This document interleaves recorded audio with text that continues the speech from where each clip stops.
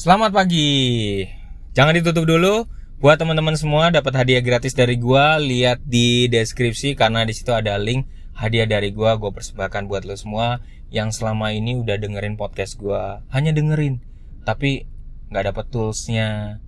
Maka gua persembahkan buat teman-teman semua yang di berbagai negara yang ngedengerin gua. Silakan klik aja, kemudian ambil toolsnya dari Google Drive dan silakan Anda download ya. Semoga bermanfaat ya. Dan selamat beraktivitas buat kalian semua. Thank you.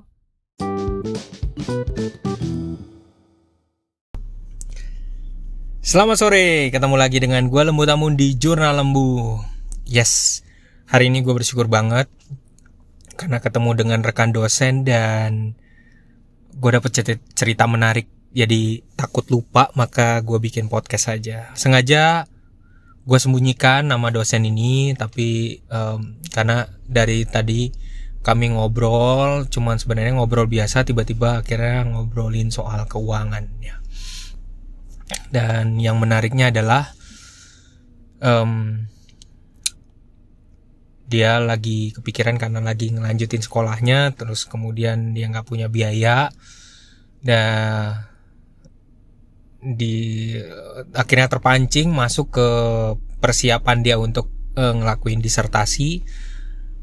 Nah, di titik itu akhirnya tiba-tiba dari obrolan itu akhirnya dia curhat, kayak mau melepas tekanan gitu ya. Entah bagaimana, gue nggak langsung ngomongin keuangan, tapi gue selalu percaya sih kalau kita ketemu dengan orang yang tepat, pasti kita terbiasa ngomong soal keuangan, maka orang itu akan cerita juga soal masalah keuangan juga ya. Dan pada saat bersamaan ya dia juga punya problem. Ternyata dia menuliskan disertasi tapi sebenarnya belum ada uang gitu buat bayar biaya kuliahnya maupun untuk disertasi ya. Total sekitar 100 juta tapi bisa dicicil lah ya gitu. Nah, yang menjadi problemnya adalah ternyata juga dari titik itu akhirnya dia sedang ketipu orang terkait dengan investasi. Jadi semacam kayak investasi saham lah, apa yang investasi trading.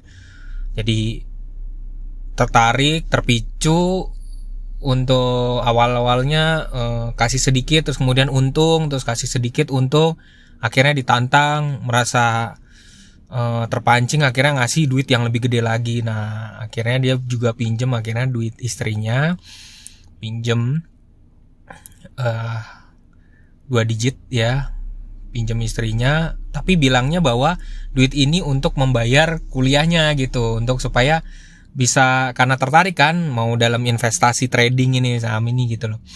Akhirnya dia minjem uang istrinya tapi bohongin istrinya gitu. Dan ternyata pas sudah ditransfer ke pihak orang yang dia percaya itu, ternyata keuntungannya tidak sama sekali balik.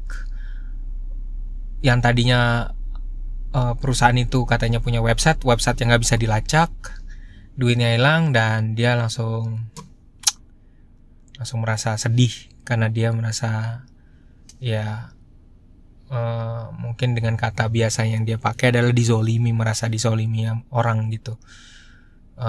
Kenapa ya sampai ada orang yang bisa kayak gitu ya, kita nggak pernah tahu gitu.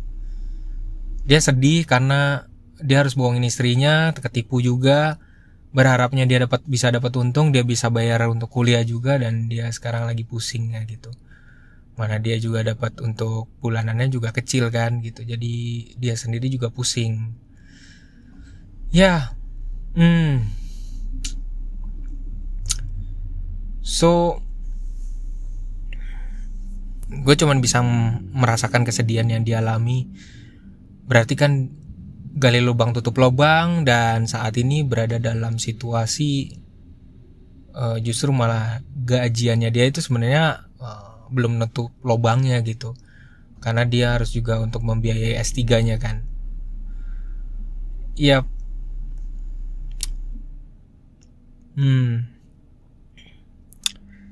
gue sampai speechless ya untuk membahas ini sebenarnya, tapi menarik untuk gue angkat dalam podcast. Kalau menurut lo gimana guys? orang yang nipu itu udah nggak ada, terus kemudian dia harus berjuang, mungkin pusing terkait dengan untuk kuliahnya dia ini, dan udah ngebohongin istri juga, merasa bersalah banget kan, pasti punya ketakutan terhadap istrinya karena udah ngebohongin, karena ngebohonginnya untuk kepentingan yang lain gitu. Dan ini bukan soal yang gampang ya. Gua pribadi juga bingung gua mau jawabnya. Kalau nanti gua kasih rekomendasi, gua takut salah juga ya. Kalau gue maksain keinginan gue, keinginan pemikiran gue takut salah juga gitu. Maka tadi gue cuman bisa bilang ke beliau, Pak, ini sebuah opsi, jangan pernah menjadi menjadi sebuah keputusan pribadi, tapi sebuah opsi gitu. Opsi pertama adalah kita bicara jangan duit dulu, tapi kejujuran.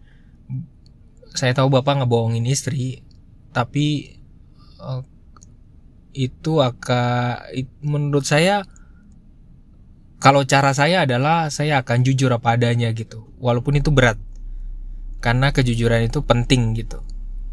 Karena dengan kejujuran itu mengakui salah, walaupun nanti mungkin dihujat, walaupun ya dampaknya nanti aja gitu. Yang penting jujur, gue jujur dan gue janji nggak akan mengulanginya lagi. Dan itu sebagai rasa sikap terbuka. Ini pertama-tama bukan soal uangnya, tapi soal keterbukaan.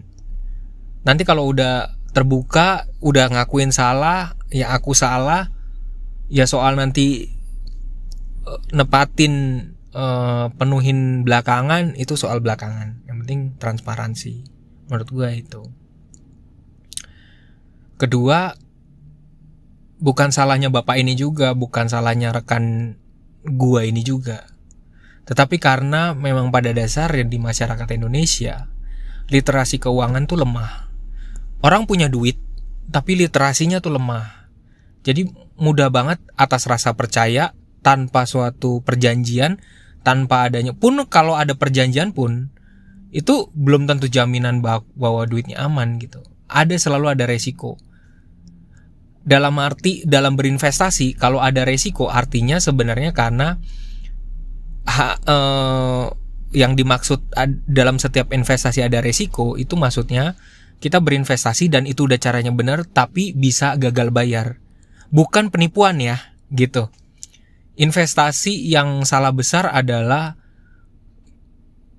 kalau kita investasi, kita nggak pahamin, terus kemudian bukan gagal bayar tapi malah terjadi penipuan. Itu namanya bukan investasi gitu.